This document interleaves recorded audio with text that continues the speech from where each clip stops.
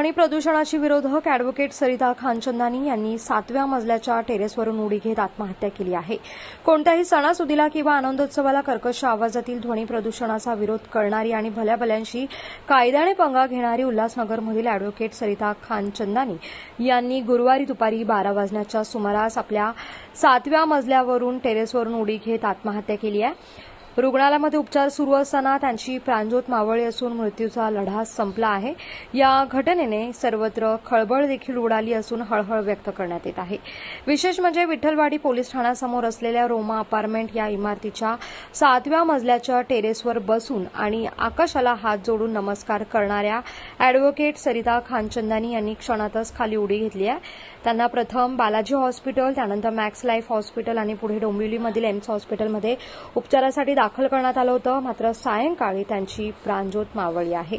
या घटनेमुळे आता शहरात खळबळ उडाली असून पोलीस उपायुक्त सचिन गोरे, सहाय्यक पोलीस आयुक्त अमोल कोळी यांच्या मार्गदर्शनाखाली विठ्ठलवाडी ठाण्याचे वरिष्ठ पोलीस निरीक्षक अशोक कोळी हे पुढील तपास करत आहे।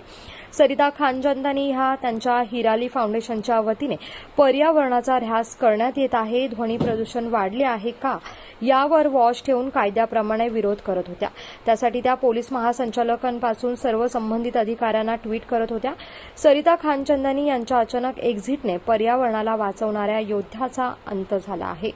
ध्वनी प्रदूषण विरोधी लढ्याचा आवाज पंचतत्वात विलीन झाला असल्याची प्रतिक्रिया व्यक्त केल्या जात आहे आणि त्यानंतर हा लढा कोण लढणार आता असा सवाल उपस्थित केला जात आहे।